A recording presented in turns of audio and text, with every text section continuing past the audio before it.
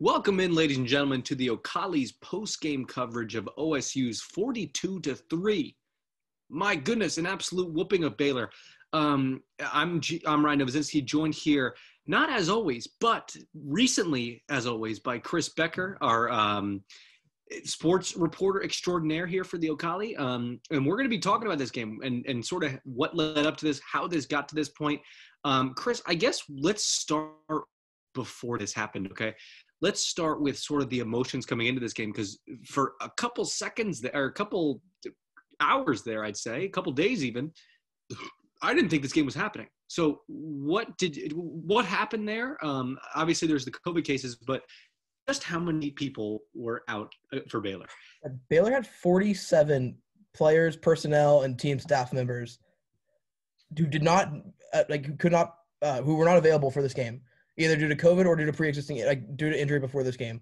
So 47 people in the Baylor football program could not play in this game or coach this game or do whatever they needed to do in this game. And it showed on the scoreboard for sure. You know, we were talking about it before this game.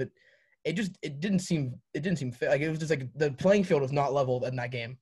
No, it certainly wasn't, right? And you had to wonder what this game would have looked like had Baylor been at full strength. But obviously you can't even think about it, because that wasn't the case. And this was what it was. And OSU, my goodness, what a dominant win for them, all things considered, right? These are still Division I athletes out there, so you got to consider that. But man, just totally not up to par for what Baylor, I'm sure, was expecting coming into this game. Honestly, myself coming into this game, I was thinking this could be one of those games. It seemed like one of those games going into it where it was like, okay, Baylor's got a sneaky good linebacking core. They got some really good corners. They got, I like their defensive line too. I kind of like the Baylor defense. Their offensive line sucks, to put it bluntly. And honestly, there's things on the offense that they could do well. There's some great receivers. Snead's a good receiver. Charlie Brewer's, obviously, he is what he is, a solid Big 12 quarterback. And once the game coming into this, I was like, man, Baylor can be a tough opponent. They could be a Kansas State, a Texas Tech level opponent. And I'm not saying that as in a good connotation, but I'm saying they're a team that can put up a battle, right? And they didn't because of the injuries coming into it. So Chris, you're normally joined here by Sadeep, and I was texting him before this game, and I was like, a couple days before we knew there were 47 people away from the program, and I was like, I'm a little worried about this game. It just seemed like, every year, this is an every year thing with Baylor. Baylor's always a trap game for Oklahoma State. Sure. We had OSU never won in McLean Stadium.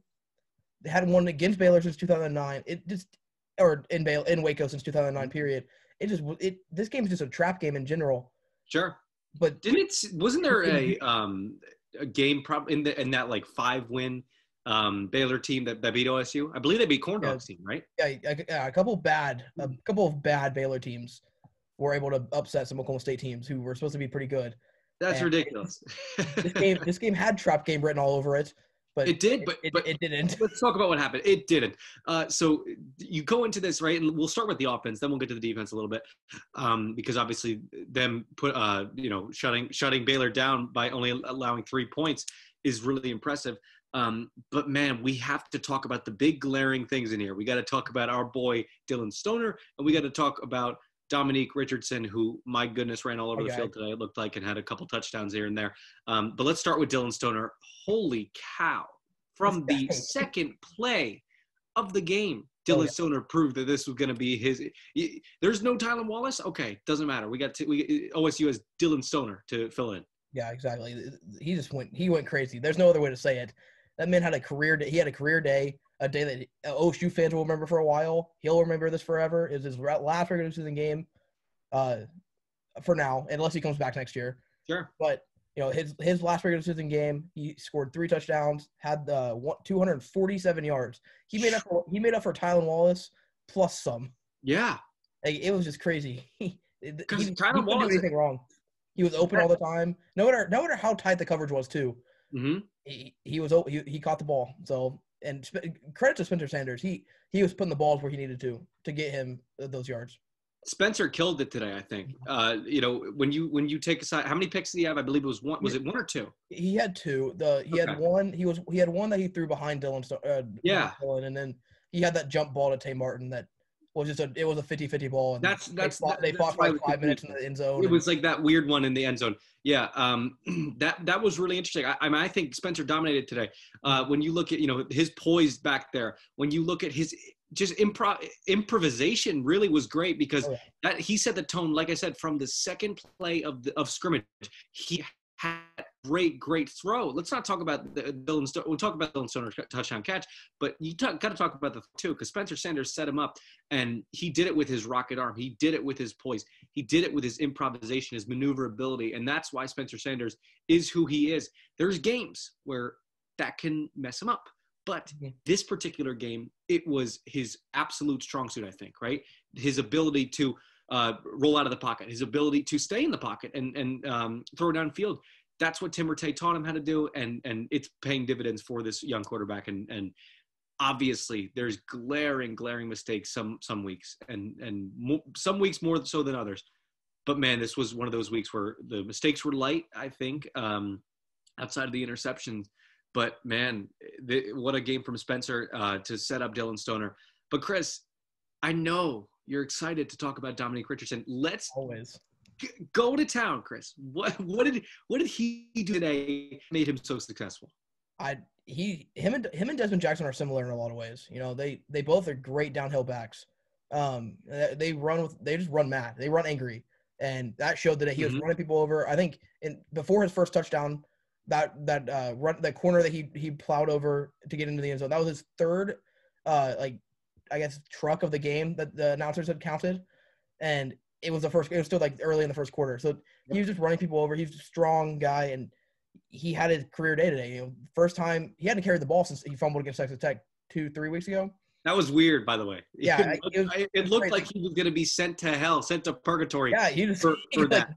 Yeah, he just got suspended basically and kicked away, and then all of a sudden he came in today, 23 carries, he handled the whole workload really from the get-go after Desmond Jackson got a little banged up, it looked like, and then 23 carries, 169 yards, and another hat trick for the Cowboys. The touchdowns came in bunches today for the people who are having good days, and he was one of them. And watching him, I got to watch him in high school for 4 years, like and sure, that guy, he's this OSU running back room is pretty good for the next few years. My goodness, think about it, man. I mean, you could put any single one of these running backs there, and there's days where I'd rather have the third string running back in there for the first string running back, and that's obviously Chuba Hubbard.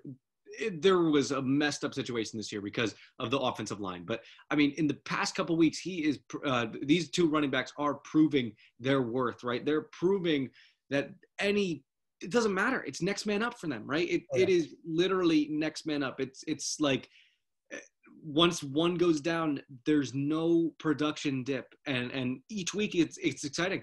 I guarantee you, if you threw the fifth or sixth string running back in there, they could probably do this, have similar production. And that's what's great about this OSU team, right? That's what's great, especially that unit. That unit actually is one of the only units that you can say that for, because if you look at it, you got Desmond Jackson coming back still.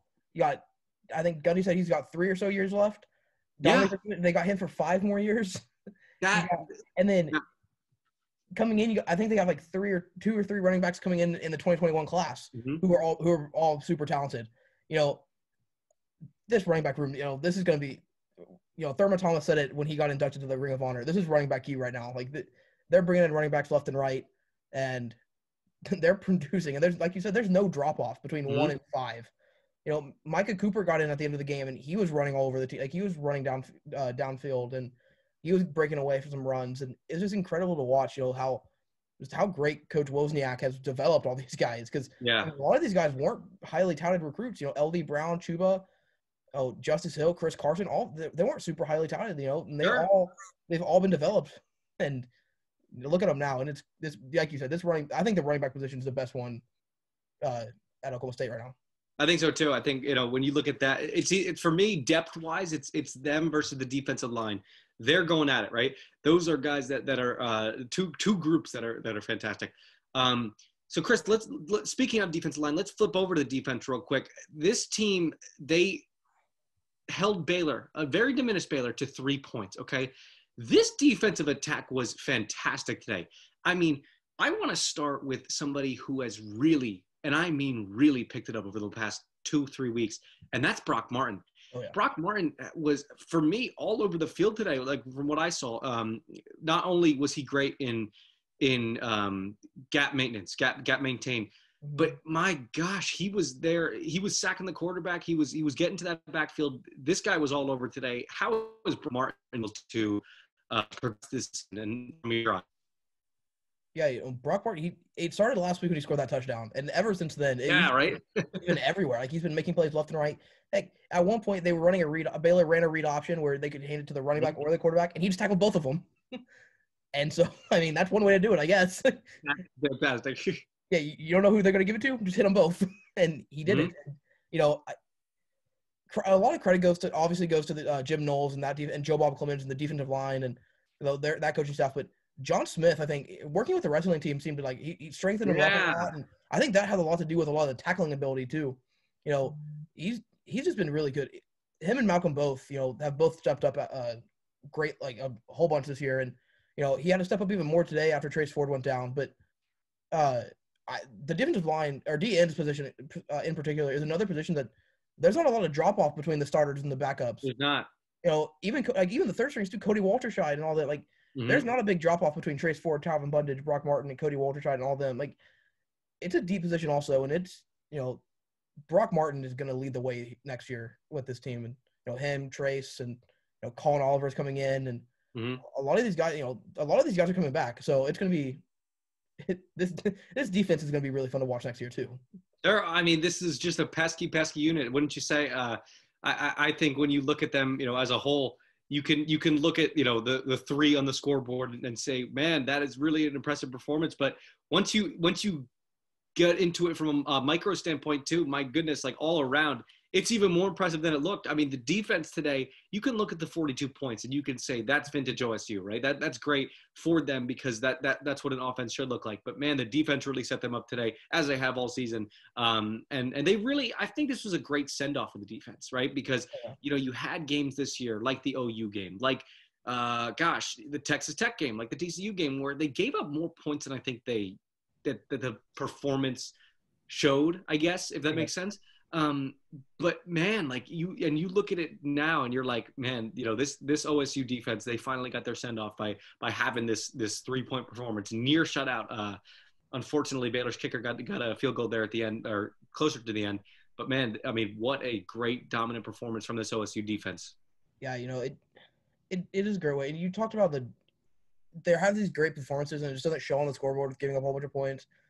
And I think it goes back to the big plays, and Jim Knowles kind of hinted at this all year. This defense has been pretty, like, opposing offenses beat them with those big plays and those big chunk plays at 50-yard plus games. Right.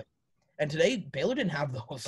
No, not at Baylor all. struggled to do anything. You know, there at the end of the first half, Charlie Brewer got the ball back, and he ran back. He was sitting back in the pocket for, like, 10 seconds, and just no one was open, and he just finally just spiked the ball. And it's like, I'm done.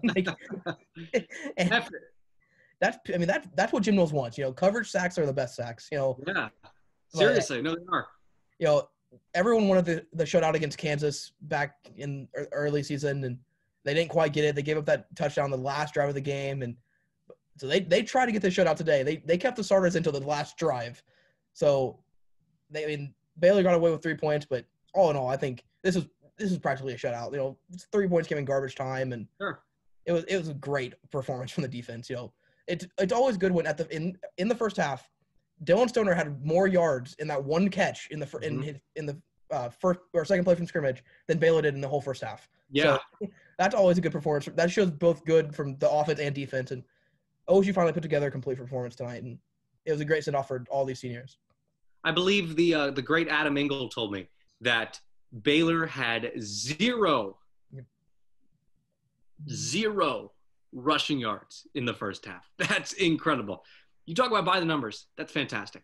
So that is, you know, like we said, a great send off for this OSU team for on the regular season, right? And And Mike Gundy said it there at the end. That's what I wrote about after the game. They did not lose a single starter to COVID this year. That is a great thing, right? For them to, go through and none of the games that were delayed, this game was postponed, right? Mm-hmm. None of it was OSU's fault. So I will give my hat off to Mike Gundy right there real quick as a quick shout out before we conclude here, because I think that's something you got to give your hat off to, because that's impressive, right? And you look around the country.